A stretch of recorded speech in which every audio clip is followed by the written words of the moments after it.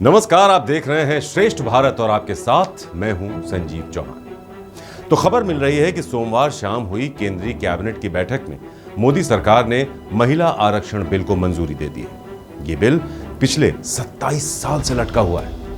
आपको बता दें कि विपक्ष के खूब हंगामे के बाद भी मोदी सरकार ने 5 दिनों के लिए संसद का विशेष सत्र बुलाया है, जिसकी शुरुआत सोमवार से हो चुकी है। और सबसे खास बात यह है कि 5 दिन चलने वाले इस सत्र की शुरुआत तो संसद की पुरानी इमारत से हुई है, लेकिन इसका समापन संसद की नई इमारत में होगा। तो बिल को मंजूरी मिलने की खबर अभी तक कैबिनेट की तरफ से सार्वजनिक तो नहीं की गई है, लेकिन केंद्रीय मंत्री प्रहलाद सिंह पटेल के एक ट्वीट से महिला आरक्षण बिल को मंजूरी मिलने की चर्चा तेज हो गई है। हालांकि बाद में उन्होंने अपना ट्वीट डिलीट कर दिया, लेकिन तब तक अफवाहों का बाजार पूरी तरह गर्म हो चुका था। और भाई वो भी क्यों ना, अक्सर चुनाव पास आते ही देश की सरकारों को इस तरह का कोई ना कोई हथकंडा तो अपनाना ही पड़ता है, जिससे उनके वोट बैंक में इजाफा हो सके। वैसे आपको बता दें कि महिला आरक्षण बिल को वजूद में आए 27 साल हो चुके हैं, लेकिन अभी तक ये कानून का रूप नहीं ले पाया है। 27 सालों से अधर में लटके इस बिल को लेकर अब कई तरह के कयास लगाए जाने लगे थे, लेकिन तमाम कयासों को दरकिनार करते हुए केंद्रीय कैबिनेट ने आखिरकार इस बिल को मंजूरी दे दी। अब ऐसे में यह समझना जरूरी है कि आखिर क्या है महिला आरक्षण बिल, क्यों देश को इसकी जरूरत है, कैसे ये 27 साल पहले पेश होने के बाद भी अभी तक अमल में नहीं लाया गया है, और आखिरी सवाल ये कि क्यों इस बिल को लेकर हमेशा से ही राजनीतिक दल सियासत करते रहे। तो इन तमाम अहम सवालों के जवाब मिलेंगे आपको हमारी इस खास रिपोर्ट में।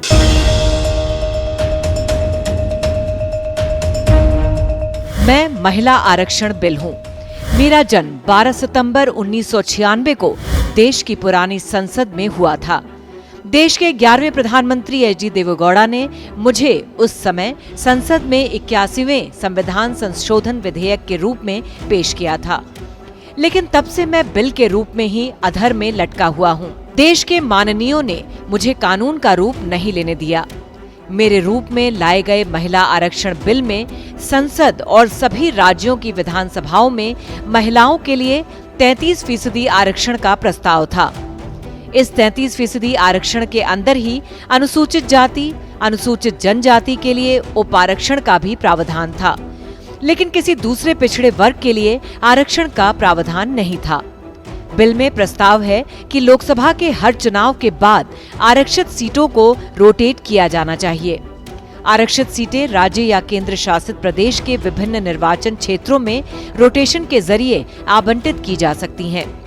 साथ ही संशोधन अधिनियम के लागू होने के 15 साल बाद महिलाओं के लिए सीटों का आरक्षण खत्म हो जाएगा। वक्त का पहिया घूमता रहा और मैं ठंडे बस्ते में पड़ा रहा। मेरे ऊपर सियासत होती रही और मैं कुछ न कर सका।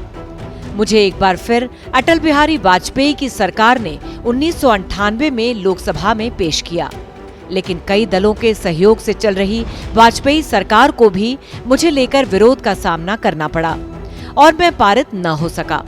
वाजपेयी सरकार ने भी हार नहीं मानी और संसद में साल 1999, 2002 और 2003 से 2004 में भी पारित कराने की कोशिश की, लेकिन सफलता तब भी उनके हाथ न लगी। साल 2004 में सरकार बदली। बीजेपी के जाने के बाद लगातार 10 साल कांग्रेस के नेतृत्व में यूपीए सरकार सत्ता में रही, जिसकी ओर से डॉक्टर मनमोहन सिंह प्रधानमंत्री बने रहे। यूपीए सरकार ने 2008 में मुझे 108वें संविधान संशोधन विधेयक के रूप में राज्यसभा में पेश किया। वहां 9 मार्च 2010 को मुझे भारी बहुमत भी मिला।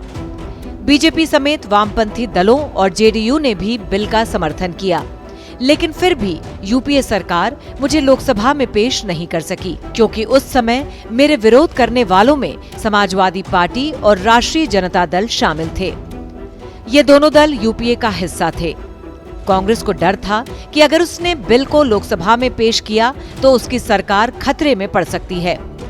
उसी साल मुझे कानून और न्याय संबंधी स्थायी समिति को भेजा गया। इसके 2 सदस्य वीरेंद्र भाटिया और शैलेंद्र कुमार समाजवादी पार्टी के थे। इन लोगों ने कहा कि वो महिला आरक्षण के विरोधी नहीं है, लेकिन जिस तरह से बिल का मसौदा तैयार किया गया वो उससे सहमत नहीं थे। इन दोनों सदस्यों की सिफारिश थी कि हर राजनीतिक दल अपने 20% टिकट महिलाओं को दें और महिला आरक्षण 20% से ज्यादा न हो। साल 2014 में लोकसभा भंग होने के बाद समय सीमा के हिसाब से मुझे खत्म कर दिया गया, लेकिन राज्यसभा स्थायी सदन है, इसलिए यहाँ मैं अब भी जिंदा हूँ। साल 2014 में देश में फिर से सत्ता परिवर्तन हुआ, लेकिन प्रचंड बहुमत से सत्ता में आई बीजेपी सरकार ने अपने पहले कार्यकाल में मेरी ओर ध्यान ही नहीं दिया। लेकिन दूसरे कार्यकाल में नरेंद्र मोदी सरकार ने फिर से मुझे जिंदा किया और कानून के रूप में लाने का मन बनाया।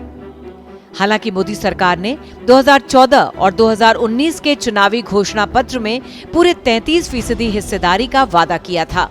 मुझे पास कराने के लिए सत्ता पक्ष को विपक्षी दलों का समर्थन भी हासिल है। कांग्रेस संसदीय दल की नेता सोनिया गांधी ने 2017 में प्रधानमंत्री को चिट्ठी लिखकर मुझे कानून का रूप देने के लिए सरकार का साथ देने का आश्वासन दिया था। वहीं कांग्रेस अध्यक्ष बनने के बाद राहुल गांधी ने 16 जुलाई 2018 को प्रधानमंत्री को पत्र लिखकर मुझे बिल से कानून का रूप देने के लिए सरकार को अपनी पार्टी के समर्थन की बात दोहराई थी। लेकिन सियासत की उधेड़-बुन में मैं एक बार फिर अंधकार में खो गया। अब एक बार फिर से देश में फिजाएं बदलने लगी हैं। सुना है देश में फिर से चुनाव होने वाले हैं। मुझे लग रहा है इस बार यकीनन मुझे कानून का रूप मिलने वाला है। सोमवार को कैबिनेट की बैठक में मुझे मंजूरी मिलने की बात सामने आई है, लेकिन मुझे लेकर फिर से सियासत गरमाई है। कांग्रेस का आरोप है कि बहुमत होने के बाद भी प्रधानमंत्री नरेंद्र मोदी ने मुझे लोकसभा में पारित कराने का कोई प्रयास नहीं किया, जबकि विशेष सत्र से पहले सरकार ने सर्वदलीय बैठक बुलाई थी। इसमें कांग्रेस, बीजू जनता दल और भारत राष्ट्र समिति और कई अन्य दलों ने मुझे संसद में पेश करने पर जोर दिया था। इस समय लोकसभा में 82 और राज्यसभा में 31 महिला सदस्य हैं, यानी कि लोकसभा में महिलाओं की भागीदारी 15% और राज्यसभा में 13% है, जैसा कि खबरें सुनने को मिल रही है।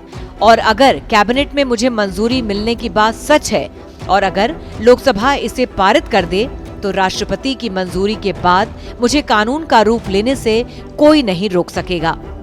अगर मैंने कानून का रूप ले लिया तो ये वादा है देश की जनता से, 2024 के चुनाव में महिलाओं को 33% आरक्षण मिलकर ही रहेगा, यानी कि लोकसभा की हर तीसरी सदस्य महिला होगी और देश की संसद में उस दिन महिला उत्थान और महिलाओं के विकास की नई कहानी लिखी जाएगी। श्रेष्ठ भारत पर खबरों से जुड़े रहने के लिए चैनल को सब्सक्राइब करें, बेल आइकन दबाएं और देखते रहें श्रेष्ठ भारत।